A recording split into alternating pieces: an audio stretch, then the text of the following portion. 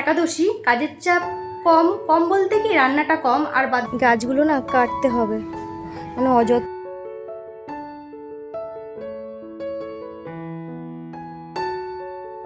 একাদশীর দিন আমার কিভাবে কাটে সেটাই তোমাদের সাথে আজ শেয়ার করব। তো আজ বেডশিট চেঞ্জ করে নিয়েছি, সেগুলোই কাছাকাছি করেছি, অনেক কাছাকাছি। রান্না নেই কিন্তু কাজের প্রেশার অনেকটাই বেশি, এই জন্য সামনে আসতে পারছি না, টাইম করে আসছি। এক গামলা হয়েছে কাঁচা, এগুলো নেড়ে দিয়ে আসি। ছাদে উঠে দেখো যেগুলো কেচেছি একে একে সব নেড়ে দিচ্ছি। তো আজ একটু কাছাকাছিটা বেশিই করেছি। অন্যান্য দিন তো রোজই কাচতে হয় আমাকে, যেহেতু বাচ্চা ছোট থাকলে পরে রোজই তোমার কাচতেই হবে। তো আজ কেচেছি একটু এক্সট্রা, বিছানার চাদর টাদর সব তুলেছি, নোংরাও হয়েছিল, তারপরে ওকে ওষুধ খাওয়াতে গিয়ে বমিও করে দিয়েছে, তাই ভাবলাম যে একবারে তুলে কেচে নিই। আর সব কিছু মেলে দিচ্ছি, আর সঙ্গে সঙ্গে ক্লিপটাও দিয়ে দিচ্ছি, নাহলে পরে এত হাওয়া ছাদে সব এসে দেখবো সব পড়ে গেছে, তারপর আমার খাটনি আরও বেড়ে যাবে। তো এই পাশের ছাদে আমার এগুলো মেলা হয়ে গেছে, এবার ওই দিকের ছাদটায় চলে যাচ্ছি আমি। এদিকে আমি সব বড় বড় জিনিসগুলো মেলি, এদিকে নাহলে ওই পাশটায় লটকাতে থাকে। আর এই দেখো ফুল ফুটেছে, তো এগুলো দিয়ে পুজো দেবো আজকে। গাছগুলো না কাটতে হবে, মানে অযত্নের ফলে এরা এখন কেমন মানে চারিদিকে ছড়িয়ে ছিটিয়ে গেছে। এগুলোকে এখন শীতকাল এসছে, শীতকাল বলা যায় না, তাও তো শীতকাল, যাই হোক এগুলোকে একটুখানি ছেটে দেবো, তাহলে টবের মধ্যে এদের একটা শেপ থাকবে। আমি তো প্রায় 2 বছর ধরে এদের কোনো পরিচর্যা করতে পারিনি, তার জন্য ওদের অবস্থা এরকম। এগুলো আমার বাড়িতে ছিল, বাপের বাড়িতে, তো আবার নিয়ে নিয়ে এসে এখন ওদেরকে একটুখানি গাছগুলো কেটে ছেটে শেপ দেবো। গরমকালে এগুলোতে ভালো ফুল হয়, তো এখন এদেরকে শেপ দিয়ে দিলে পরে গরম আস্তে আস্তে ভালো একটা মানে একটা সুন্দর একটা শেপ নিয়ে নেবে, আর গাছটা ছোটোর মধ্যে থাকবে, ছড়াবেও বেশি, ভালোও লাগবে দেখতে, আর ফুলও অনেক হবে। এখন তো বেশি ফুল হচ্ছে না, তো আর কটা গাছ আছে বাড়িতে, ওগুলো নিয়ে আসবো, কারণ কি ওখানে যত্ন করার কেউ নেই, মা একা পারে না। আমি যখন ছিলাম ওখানে তখন কয়েকটা গাছ নিয়ে গেছিলাম, আরও অনেক গাছ মারা গেছে আমার, যত্নের অভাবে পারিনি করতে, তখন আমার প্রেগনেন্সি চলছিল সেই জন্য। তো চলো এবার নিচে যাই, নিচে গিয়ে অনেক কাজ, ছেলেকে খাওয়াতে হবে, খাইয়ে তারপর স্নান করবো, এখন ওগুলো হয়নি। তো ছেলের বোতলটা ফুটিয়ে রেখেছিলাম, ওটাই একটু পরিষ্কার করে নিচ্ছি, জল খাওয়ার বোতলটা পরিষ্কার করে নিচ্ছি। এগুলো আমার রোজকার কাজ, এগুলো করতেই হয়। এবার কিছু বাসন হয়েছে সেগুলো একটু মাজতে হবে, আর এই যে ফল এনেছে ফলগুলো ধুয়ে নিচ্ছি। আপেলগুলো জানো তো খুব মিষ্টি, খুব টেস্টি। প্রিয়ন স্নান করে দেখো চলে এলাম। সকাল থেকে এতটাই ব্যস্ত ছিলাম যে সামনে আসতে পারিনি, তোমাদের কাজগুলোই করে গেছি। আজকে একাদশী, কাজের চাপ কম বলতে কি রান্নাটা কম, আর বাদবাকি সব কাজই বেশি। মনে হয় রান্নাটা নেই, মনে হয় যে একটা এক্সট্রা কাজ করে ফেলি। আমি তো খুব একটা সময় পাই না, একটা ছোটো বাচ্চা নিয়ে সময় হয়ে ওঠে না, যার জন্য কী করেছি, রান্নাটা যেহেতু নেই আজকে সব বিছানার চাদর টাদর সব তুলে দিয়েছি, এমনিও নোংরা হয়েছিল, ওগুলো তুলে সব কাচাকুচিটা একটু বেশি করেছি আজকে। তারপর সকালে আজকে সত্যি কথা বলতে আজকে খাইনি সকালে, তো দুপুরে এখন একটু ছাতু খাবো, আর রাতে রুটি খাবো, এটাই হচ্ছে আজকের খাবার। আর তোমার আগে কি করতাম, সকালে তোমার ইসে খেতাম, কি বলে সাবু কলা এসব খেতাম, কিন্তু না এখন খেতে পারছি না, প্রচণ্ড গা গোলায় অম্বল হয়ে যাচ্ছে, এইগুলো হচ্ছে সমস্যা। ওই জন্য সকালে ছাতুটা খাই, দুপুরে রুটি, আর রাতে লুচি। তো আজকে একটা বেলায় স্কিপ হয়ে গেছে, খেতে পারিনি কাজের প্রেশারের জন্য। তো এখন একটু ছাতু খেয়ে নেবো, অনেকটা বেলা হয়ে গেছে। ছেলেকে নিচে দিয়ে এসছি, ও নিচে আছে, ও ফল খাচ্ছে, আমি ফল কেটে দিয়ে এসছি, আর এখন আমি একটু খেয়ে নেবো, খেয়ে তারপর ছেলেকে ঘুম পাড়াতে হবে।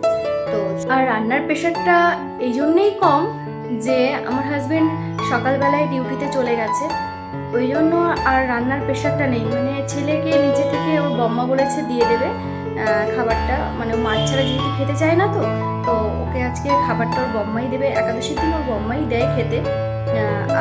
আর একার জন্য না করতে ইচ্ছা করে না কিছু, ওই জন্য কী করলাম, একটা বেলা স্কিপ হয়ে গেল, আর এই বেলাটা ছাতু খেয়ে দেবো, এটাই আর ও ডিউটি থেকে আসবে রাত্রেবেলা, তখন রাতে গরম গরম রুটি আর তরকারি এটাই খাবো রাতে।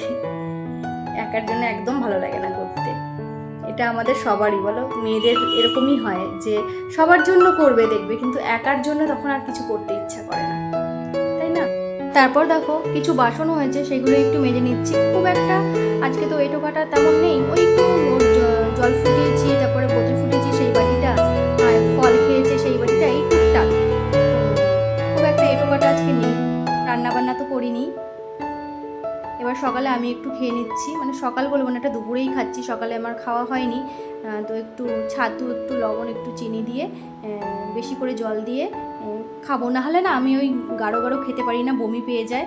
আর এটা না একটু পেঁয়াজ লঙ্কা লেবু দিয়ে খেতে খুব ভালো লাগে, কিন্তু আজকে তো খেতে পারবো না, যেহেতু আজকে একাদশী, তাই জন্য তো এইভাবে আমি খেয়ে নেব, এভাবে খেতেও ভালো লাগে। খাওয়া দাওয়ার পরে ছেলেকে নিয়ে এসে আমি একটা ছোট্ট করে একটু ঘুম দিয়েছি, আর ছেলেকে ঘুম পাড়িয়ে দিয়েছিলাম। তো বিকালবেলায় উঠে মানে সন্ধ্যার দিকে সন্ধ্যা টন্ধা দিয়ে তারপরে এবার রাতের জন্য একটা তরকারি করতে হবে, আলুর তরকারি, রুটি দিয়ে খাবো, তার জন্য সে তরকারিটার জন্য আলুগুলো কেটে নিচ্ছে। আর এখনকার আলু না খুব বাজে হয় গো, বেশিরভাগ আলুই খারাপ।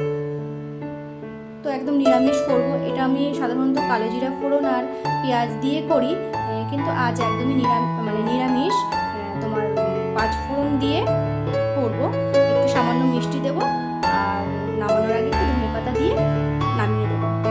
এই হচ্ছে আজকে রান্না, রাতে এটাই ডিনার, আমরা রাতে এটা দিয়ে ডিনার করবো। তার মধ্যে দেখো জল ফোটাচ্ছিলাম, ছেলের জল ছিল না, তো গরম জলটা ফুটিয়ে নামিয়ে নিলাম, যেহেতু রাতেও দুধ খায় ও, জানো তো জেগে থাকলে না দুধ খায় না, ও ঘুমালেই একমাত্র আমি ওকে দুধটা খাওয়াতে পারি। ওই জন্য ওর কেনা দুধ সবসময় রাখতে হয়, ছোটো থেকে যে দুধটাও খেয়ে আসছে সেই দুধটাই ওকে দিই। আর গরুর দুধ রাখি, কিন্তু ও সেটা সময় বিশেষ খায়, কখনো ইচ্ছা হলে খায়, না হলে খায় না, কিন্তু জেগে অবস্থায় কখনোই আমি ওকে খাওয়াতে পারি না, একমাত্র ঘুমালেই খাওয়াতে পারি। খাওয়া নিয়ে খুব বায়না আমার ছেলে, কবে যে একটু মানে খেতে শিখবে। আর যে বাচ্চা খায় না সে বাচ্চার মায়ের যেন খুব কষ্ট, ভালো লাগে না। মানে আমি চাই যে আমার ছেলেটা খাক, কিন্তু ও কিছুতেই খেতে চায় না, মানে যেটুকু খাওয়াই অনেকক্ষণ সময় ধরে ধরে খায়। ওই জন্য আমার না খুব খারাপ লাগে যে আমার ছেলেটা কবে একটু খাবে, একটু পেট ভরে। ও সব সময় পেটে খিদে থাকে, আর সব সময় আজে বাজে খাবারগুলো খাবে, আমি দিতে চাই না, কিন্তু এখন বড় হচ্ছে তো ওগুলোই বেশি পছন্দ করে, আমি একদম পছন্দ করি না ওগুলো দিতে, কিন্তু দিতে হয়। যাই হোক, আমার রান্নাটা এই যে কমপ্লিট, মানে আলু দিয়ে দিয়েছি, কমপ্লিট হয়ে যাবে। একদম প্লেন করেছিলাম, আর সারাদিন সেভাবে খাওয়া দাওয়া হয় না, তো একটু ক্লান্তিও থাকে শরীরে, ভালো লাগে না শরীরটা। আর তোমাদের দাদাভাই বাড়ি থাকলে পরে তবেই সেদিন রান্নাবান্নাটা হয়, আর না হলে পরে রান্না আমি করি না, মানে ওই বারণ করে যে আমি বাইরে খেয়ে নেবো, আর ছেলে নিচ থেকে ওর বম্মা দিয়ে দেয়, আর আমি টুকটাক কিছু করে খেয়ে নিই, এরকম একটু ছাতু একটু এটা ওটা খেয়ে নিই, আর রাত্রেবেলা দুজনে একসঙ্গে খাই, এটাই করি একাদশীর দিন। কেন কি না খেয়ে থাকতে হয় তো, সেভাবে পেট ভরে খেতে পারি না, ওই জন্য শরীরটা একদম ছেড়ে দেয়।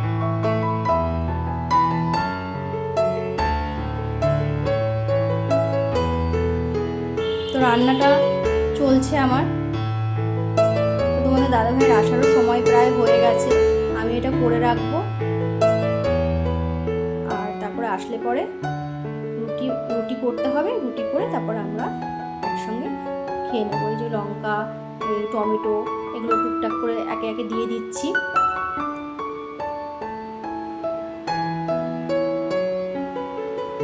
আমরা একটু ঝালটা বেশি খাই, ঝালটা খেতে ভালো লাগে, কিন্তু ছেলের জন্য এখন ঝালটা অনেকটাই কম খাই, কারণ কি একটা তরকারিই করি, ওর জন্য আলাদাভাবে করি না, একসঙ্গেই করি, সেখান থেকেই ওকে দিই। আর আমরা একটু গোটা লঙ্কা দিয়ে দিই, সেটা আমরা আমাদের মতন মানে লঙ্কাটা খাই আর কি, ঝালটা আমাদের মতন তরকারিতে মানে ভাতের সাথে নিয়ে খাই, ডোলে খাই, এইভাবে খাই আর কি। এমনি সময়ের অভাব, তারপর যদি আবার আলাদা আলাদা করতে যাই, এমনি বেশিরভাগ দিনই আমার এক তরকারি ভাত করতে হয়, সময় পাই না তার জন্য।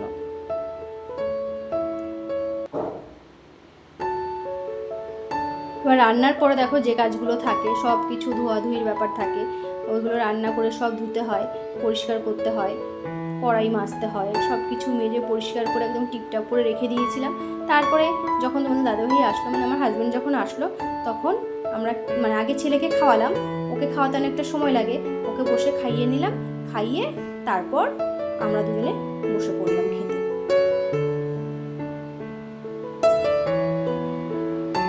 ও তার মধ্যে আবার কি হয়েছে, রান্না করতে করতে আমার একটু খিদে পাচ্ছিল, সেই জন্য আমি আবার কি করলাম, একটা আপেল খেয়ে নিলাম। আপেলগুলো খুব মিষ্টি তো, বেশ ভালো লাগছিল। আমার আপেল ততটা পছন্দ হয় না, কিন্তু বেশ ভালো লাগছিল। খাওয়া দাওয়া কমপ্লিট হয়ে গেছে, খেয়ে এই এলাম, রান্নাঘর পরিষ্কার করে সব কিছু করে সব কাজ কমপ্লিট। এখন রাতে ঘুমোতে হবে, চুলটা একটু বেঁধে নেব, একটু ফ্রেশ হব, তারপর ঘুমোতে হবে। তো আজকের মতো ভিডিওটা এ পর্যন্ত রাখছি। সবাই ভালো থেকো, সুস্থ থেকো, টাটা। আর আমার পাশে থেকে একটু লাইক, কমেন্ট আর সাবস্ক্রাইব। টাটা।